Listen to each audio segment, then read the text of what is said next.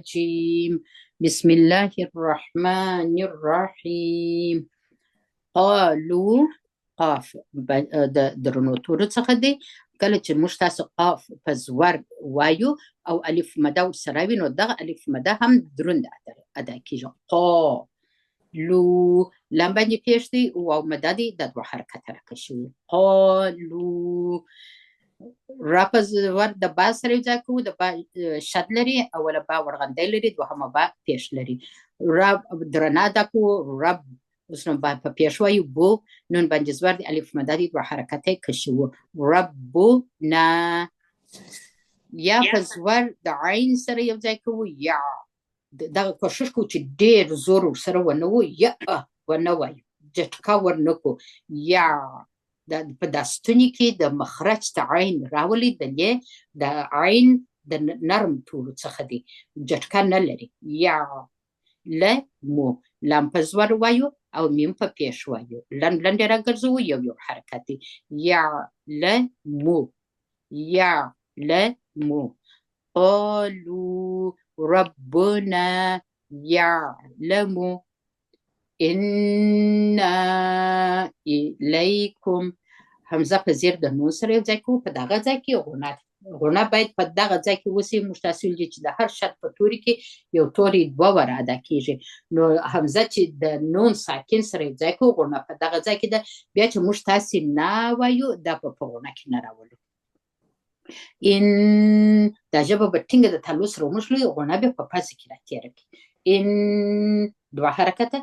نه دلته نون موږ تاسې څلور حرکته کشوو په دې خاطر باندې چې د الف مده وروسته همزه راغلی، مګر دا هر یو په جلا جلا توري کې دي. په دا خاطر ورته مد منفصل وایي. معنا د مد د توري درمنځ او د همزه درمنځ فاصله ده، خالیګاه ده.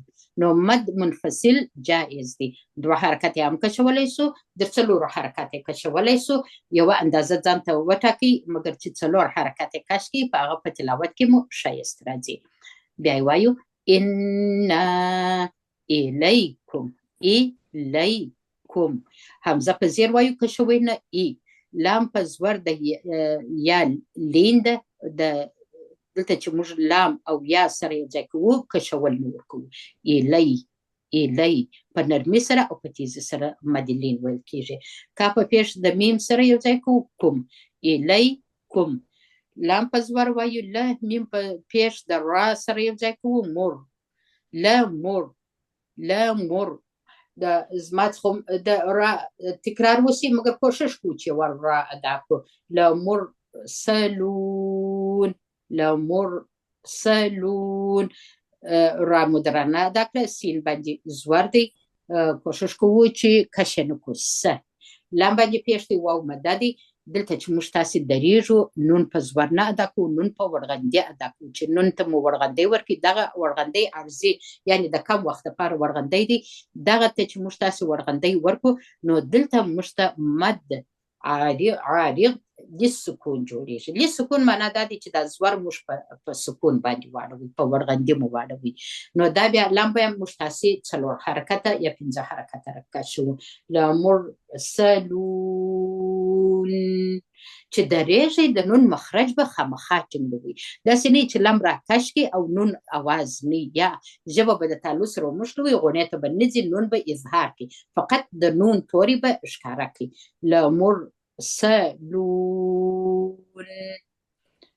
واو په زور وایو. و میم باندې زور دی، الف مده دی، دوه حرکته کش کړي. و ما عین باندې زور دی، لام باندې زور دی، یا لین ده. لکه دلته چې موږ ویله چې مدلین په نرمي او په تیزي جوړیږي. علینا علینا. عینو په زور وایي، لام په زور د یا سره یو ځای کې یا لین ده، دلته مدلین جوړ کړي. نون باندې زور د الف مده دی، دلته بل توري په همزه شروع کېږي. مد منفصل جائز جوړیږي. دا زموږ تاسو په اصطلاح دا کوچنی مد منفصل تور کړي. نو نون څلور حرکته پنځه حرکته کشو. وما علینا وما علینا. علینا نه وایي، دا همزه نه دی، عین دی. وما علینا همزه په زیر د لام سره یو ځای کوو، لام په زور د لام قمري سره یو ځای کوو. دلته دوه توري نول کېږي، یو دغه الف نول کېږي، وبخښئ، یو دغه الف مدانه وایو، دا الف مدانه وایو، بل د حمزه الوصل نه وایو. نو لام په زور د دغه لام قمري سره راسن یو ځای کوو.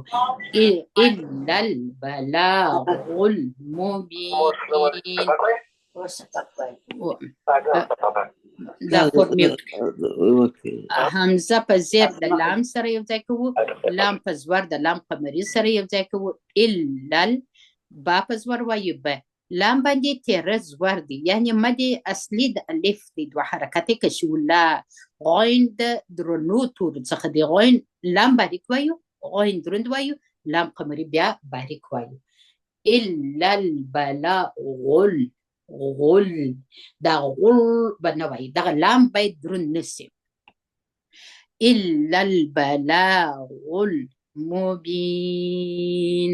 میمو په پیش ادا کوي، با باندې زیر دی یا مده ده، نون مورته ساکن کی، په پیش نه وایو، په ورغندي وایو. نو دلته مد عارض د سکون جوړوو. مبین د نون اواز به خامخا پیدا کوي. په زوم کې چې اکثر وخت موږ تاسې د نون او د میم غونې ورکېږي، مګر دلته باید خامخا نون موږ تاسې مخرج یې ټینګ نون ووایو. قالو قاف باندې زور دی، الف مده دی، دا مو دلته هم ووایه په دغه ځای کې و. قالو قاف باندې زور دی، الف مده دی، قاف دروند ادا کوو او الف مده هم دروند ادا کېږي. قالو لام به نه درنوو، لام باندې پیش دی، واو مده دی او دلته بیا د حمزه دی، نو دلته مد منفصل جوړیږي. قالو انا حمزه په زیر د نون سره یو ځای کوو، مکمله غنه کوو، نون په زور وایي، الف مده دی، دوه حرکتې کشوو. انا تا په زور وایي، تا په زور د یا سره یو ځای کوو، یا په زور د را سره یو ځای کوو، را درنه ادا کوو، نون باندې زور د الف مده دی، دوه حرکتې کشوو. ته سسې ورته پام یې، تا باریکه ده، دا به جلا کوي. ته اوس نو تا ته راسي، تا مخرج یو دی، مګر دا به خوله په راټوله کې، دا به درنه کوي. ته طای یر نه، دلته را هم تا درنه ادا کېږي، را درنه ادا کېږي، نو ټول توري باریک دي.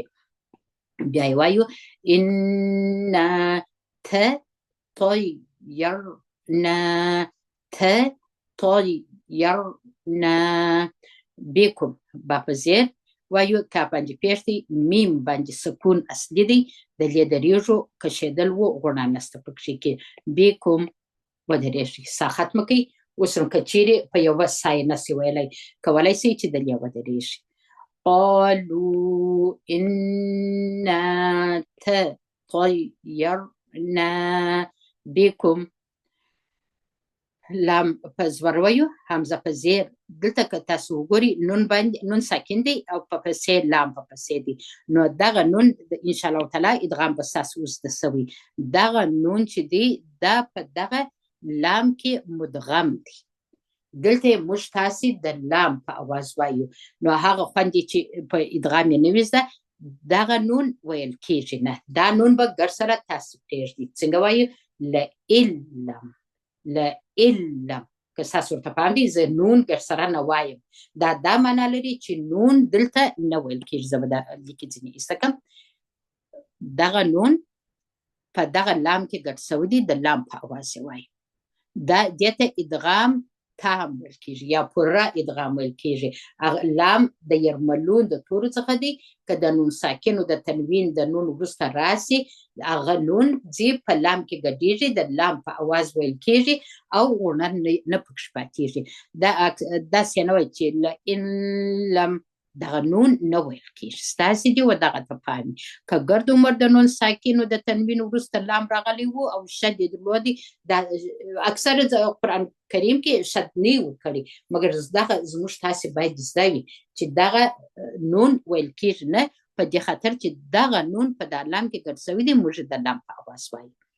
بیا یې وایو ل ال همزه په زیر د دغه لام سره یې ځای کوو سستفامي موږ نون پرېښوو لئلم لام په زور د میم سره یې ځای کوي میم اظهار کوي مخرج یې ټینګ کوي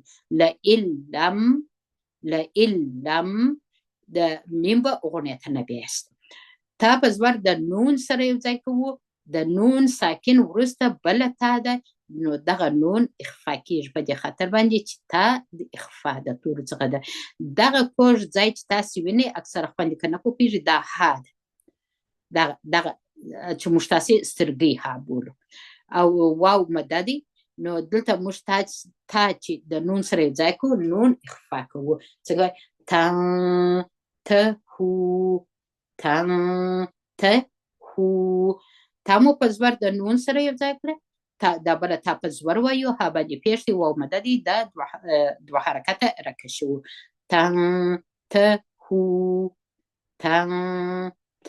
هو لام په زور وایي له نون په زور د را سره یو ځای کوو را ورغندی لري مګر هغه څخه د مخه توري چې نون دی زور لري دلته را درنه ادا کېږي لنار جیم په پیش وایو جو میم په زور د نون سره یو ځای کوي مکمله غوڼه ورکوي بیا نون په زور ادا کوي لنار جو منکم کا په پیش د میم سره یو ځای کوي میم اظهار کوي مخرج یې ټینګ کوي مګر غوڼې ته مه بیایست لنار جو منکم واو په زور وایو و لام په زور وایو له و له دغه واو کولی سي چې جلای هم وایست وله یا په زور وایو یا میم په زور د سین سره یو ځای کوو سین شد لري سین بیرته په زور د نون سره یو ځای کوو مکمله غوڼه لرو نون بیرته په زور وایو که په پیش وایو دلته بیا موږ تاسې د میم ساکن ادغام لرو دغه میم چې دی دغه ساکن میم چې ورغندی لري دا په دې کې مدغم سوی دی دغه میم دلته موږ تاسې دوه ور ادا کوو هغه یو دغه میم دی یو دغه میم دی چې زیر لري نو د په عربي کې دا قانون دی چې ساکن میم یا د ورغندي والا توري او بل توري چې حرکت لري دا سره یو ځای کوي شد ورکوي نو دلته بیا موږ تاسې دغه میم نه ادا کوو ډېرې غوڼې مو ورکوي کاف به راسن د دغه میم سره وجنګوي اوس ټوله توري وایو لا يمسنكم منا ستاسو ورته پامې څو غوڼې مو وکړلې دلته یوه غوڼه دغه ده زه بیا په بل رنګ درته هایلایټ کړم یوه غوڼه مو دلته وکړه په دغه ځای کې وکړه بله غوڼه د میم ده شد لري بله غوڼه د نون ده دا ژړ خط چې تاسې وینئ درې غوڼې موږ لرو چې د نون غوڼه ژبه د تالو سره موښلي مکمل غوڼه کېږي په پازې کې راتېرېږي او د میم غوڼه دواړه شونډان ټینګ سره نیسو بیا یې وایو لا يمسنكم منا عذاب أليم عین په زور وایو ذال باندې زور دی الف مده دی دوه حرکت یې کشوو او با په دوو پیښو ادا کوو نون یې اظهار کوو مکمل یې وایو عذابن با نون پیش بن عذابن الیم همزه مو په زور وایو لام باندې زیر دی یا مده ده او دلته چې میم په دا دوه پیښو نه وایو په ورغندي ادا کوو د وقف په خاطر باندې چې دلته درېږو نو دغه لام راکشوو پنځه حرکته او دلته موږ تاسې مد عارض لسکون جوړوو الیم عذاب الیم انشاءالله تعالی دغه سبق مو نن بس ده زه به یو ور درته وایم بیا به انشاءالله تعالی ریکورډینګ بند کړو بیا به نو خوندي تیر کړي په اذن الله سبحانه وتعالی بسم الله الرحمن الرحيم قالوا ربنا يعلم إنا إليكم لمرسلون وما علينا إلا الا کوشش وکړئ چې دغه لام باید د دوه بر تاسې ادا کړئ یو وارې ال وایست بیا لل وایست الا البلاغ المبین قالوا إنا طيرنا بكم لئن لم تنتهوا لنرجمنكم وليمسنكم منا عذاب أليم. الحمدلله الله سبحانه وتعالى دې درته اسانه کړي. زه ریکارډینګ بندوم ان شاء الله تعالی اوس به نو خوندي تیر کړم.